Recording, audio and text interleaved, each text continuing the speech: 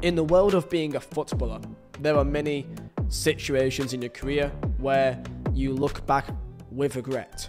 Wrong decisions, mistakes, or missed opportunities where you feel like you could have made a difference. You could have made a different decision. All of this, in the grand scheme of things, is pointless, because in reality you can do that for every single part of your day-to-day life. And to forever go around with that mindset would be a never-ending battle that will never have an end. And for many, they have to go on with their lives, forgive, forget, and move on. However, that will always stick with them. The best example in England's history is, of course, Gareth Southgate in Euro 1996, where his penalty was saved to send England out of their own home European Championships. Keep in mind, that was the first time that England was in a European Championship semi-final in their entire history, and since then we have not been in a single semi-final since Gareth Southgate back in 2020. This video is about Bukayo Saka and his redemption, because despite no matter what happens now, if England get knocked out into semi-finals or if we lose in the final, he's repaid his debt, as far as I'm concerned. Also, I just want to say thank you for all the support on the channel recently. It's been remarkable, even throughout the Euros. So make sure to like the video. If we could hit 3,000 likes, that'd be amazing. Subscribe and comment down below your thoughts about Bukayo Saka. And of course, Mazzola Designs, my own design company,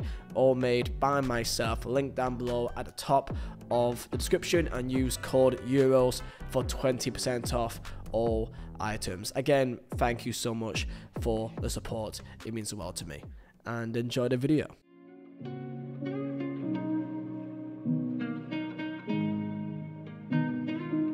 England have always been cursed by penalty shootouts. It has always been the Achilles heel for the national team. Hence why prior to Colombia in 2018, it was so feared. 2006, Portugal. 2012, Italy. 2004, Portugal. 1998, Argentina. And 1996, Germany. 5 knockout losses in a row. England have now won 3 of their last 4. However, granted, the one lost was, of course, the most important of them all.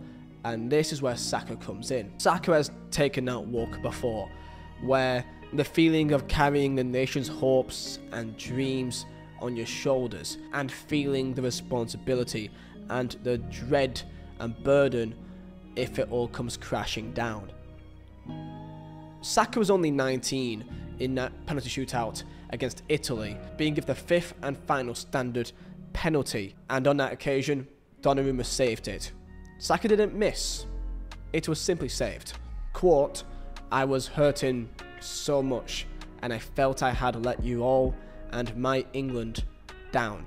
There was, of course, appalling racist abuse to not only Saka, but his teammates Marcus Rashford and Jadon Sancho. All, of course, were black, and all received racist abuse on social media by people all across the world. They knew when they missed that penalty the hate and the abuse they're going to get. And the same thing would be going through their mind again only a few days ago. There is a reason why so many people have this adoration for Bukayo Saka, mainly because of not only the way that he plays, but the way that he comes across. And he is not just a persona, but you know that he's authentic completely, and I get why Arsenal fans love him so much. There's a true sense of joy, happiness with him. He feels light when you listen to him talk. He comes across incredibly well, and he's simply a good lad. And not only become a vital part of the England national team, but of course has become the centre point of the Arsenal Football Club rebuild, and is the main star man in that. Being a product of the academy and being thrown into becoming the centre point of one of the biggest clubs in England, the 3rd biggest club in my honest opinion, is daunting to say the least. And he's done it in not an easy way. When he first started playing for the club, he plays a left back in one of the most turbulent periods of the club's history, and even under Mikel Arteta in the early stages, it was about as turbulent as it can get at some points. He stuck through, the manager stuck through, the fans stuck through, and the club is on the up. And even though Arsenal have not won anything yet, I don't think it really matters as far as they're concerned, because hope is the most important thing. And as long as you got pride in your club, even if you don't win some silverware, of course they'd love to, everyone would love to, but having true belief and pride, enjoyment of watching your team again, feeling like you have a connection back to your club, that means much more than some silverware, in my honest opinion. I'd rather love my club and what they represent to me than if I don't like them at all but he still wins something, you know what I mean? And also, one thing as well, personally, people have these jokes about him being weak with these limping memes that you see. I just think they're idiots. Despite what he looks like to be, you know, a young kid that may not be able to take much, he's tough. So many times he has 2-3 men on him and he holds them off and still keeps possession of the ball, and he does that time and time again. He is a very strong player in that regard. He may not look it, it may not be Akinfenwa, but he absolutely holds his own. So this limping meme that I've seen, I just think is absolutely stupid. Saka, of course, stepped up again. And when England yet again went 1-0 down and were looking like they were out of the tournament, and England would be going out in what was a predictable fashion, another player stepped up. Against Slovakia, it was Jude Bellingham. And this time round, it was Saka to write his story. And for Netherlands up next, time will only tell if that be another player's story to write. England have shown that even in games where it may all seem lost, a moment of individual brilliance would drag them through, something that we've seen countless times this year for a certain club called Real Madrid. They seem to have a bit of that in them. However, maybe it is just a bit of luck. You decide and you tell me down below in comments. Of course, I've given my video about 2 weeks ago, and I did say that I would love nothing more than to look absolutely silly, because that means that we would have gone to the final or we would have won the entire thing, and I still hope I look stupid. Gareth Southgate, of course, has been criticised countless times by multiple people across all forms of media, which of course is expected. England have not played well. However, we're now in the semi-final. So at this stage, does it matter? I guess all we can do now at this point is enjoy it. And there has been some improvements, at the very least. Switzerland was absolutely an improvement. So I guess at this stage, enjoy the ride and hope that we can get some more luck again. Tell me, what do you think about England, but most importantly about Bukayo Saka, who's of course not had even a fantastic tournament himself so far. Other than that assist in the first game against Serbia, he has been kind of off the boil and has been predicted and to be called out to be playing as a left back or left-sided player. Of course, a lot of drama about Ian Wright on BBC, I think it was BBC, saying that he should potentially be put on the left-hand side because he's left-footed and then play Cole Palmer instead.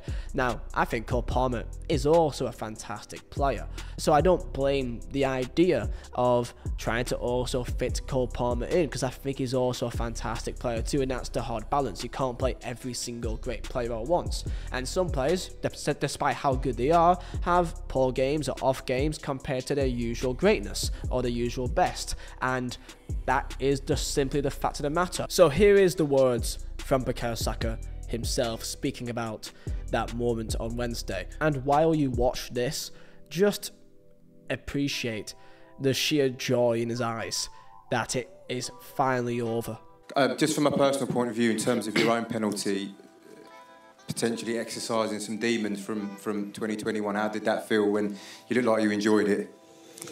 Yeah, I think, you know, for me it's something I embrace. You know, you can fail once, but you have a choice whether you put yourself in that position or not again. And you know, I'm a guy who's going to put myself in that position, and I can only focus on now and taking the penalty. Of course, I know there's a lot of nervous people watching, my family included in the crowd, but you know, I kept my cool and I scored. Yeah, listen, we know there's 2 more games and until we can change our lives and yeah, make some history that's never been made before. Saka showed up when the country needed him at that moment, and let's hope that happens yet again on Wednesday. And I'm very proud for Saka to get that moment of redemption, that the ghost of his past Italy penalty shootout can finally be lifted, because not only did he score in penalty shootout, but he also dragged us there in the first place, and we thank him for that. So keep doing it, boys. I'm not saying it. Enjoy your day, boys.